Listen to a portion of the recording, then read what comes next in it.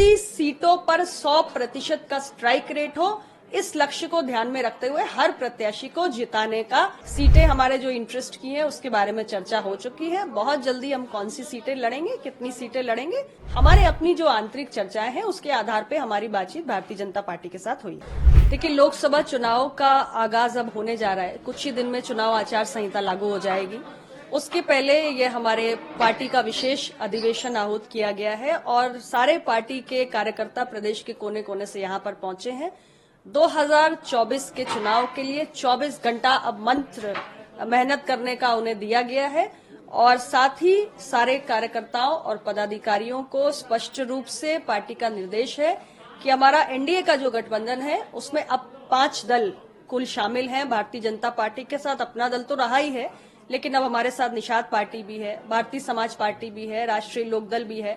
तो जहां भी हमारे जिस भी एनडीए के घटक दल का प्रत्याशी हो, हमारे कार्यकर्ता जहां भी हैं, जिस सीट पर 80 सीटों पर 100% का स्ट्राइक रेट हो, इस लक्ष्य को ध्यान में रखते हुए हर प्रत्याशी को जिताने के लिए प्रयास करना है। यूपी में की बात करी जाए तो बीजेपी एनडीए के बहुत पुराना साथी रहा है। 5 बार से आपने जिक्र किया कि अपना दल सोनेलाल रहा है। 2014 में आपने 2 सीट पे चुनाव लड़ा, 2019 में, और दोनों में आपके विजय हासिल हुई। 2024 को लेके क्या, क्योंकि अब कहा जा रहा है कि बीच में बयान आया था पार्टी के कुछ लोगों का कि 6 से 7 सीटें जो मिर्जापुर या उसके आसपास हैं, उसकी भी डिमांड है कि अगर वो होगा तो वो भी एनडीए को जिताने में अपना दल उसमें सहयोग करेगा।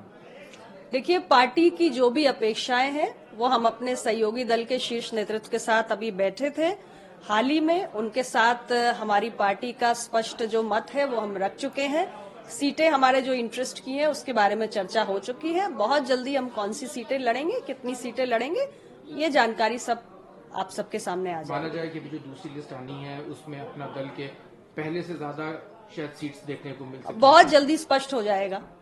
मतलब 2 से ज्यादा, इस बार 5, बहुत जल्दी आपको सारी बातें पता चल जाएंगी। घटक दल में और जो दल शामिल हुए हैं, चाहे वो निषाद पार्टी हो या निषाद पार्टी में कल उन्होंने कहा कि टेक्निकल सीट्स की हम मांग करते हैं जो 14 और 19 में बीजेपी नहीं जीत पाई, वो 8 से 10 सीटें हैं। तो क्या आप लोगों की भी ऐसी अपेक्षा है, क्योंकि अभी आपके पास तो सबसे ज्यादा बीजेपी का किसी का एमएलएज हैं, 13 एमएलएज हैं, तो उनकी क्या राय है कि 2, 3, 4 क्या?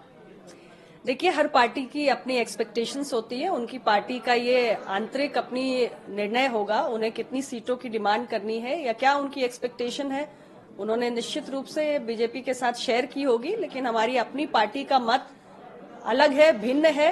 हमारे अपनी जो आंतरिक चर्चाएं हैं उसके आधार पे हमारी बातचीत भारतीय जनता पार्टी के साथ हुई है। एक आखिरी सवाल है, एमएलएज की बात हुई, 13 एमएलएज हैं, एमपी लोकसभा की बात हुई, एमएलसी चुनाव भी होने वाला है, उसमें भागीदारी पे भी क्या चर्चा हुई है आपकी? अभी जो बैठक हुई है आप बता रही हैं। सब स्पष्ट हो जाएगा। बातचीत सारी हुई है, लेकिन मीडिया के सामने अभी कहने का वक्त नहीं है। बहुत जल्दी सब कुछ सामने आ जाएगा।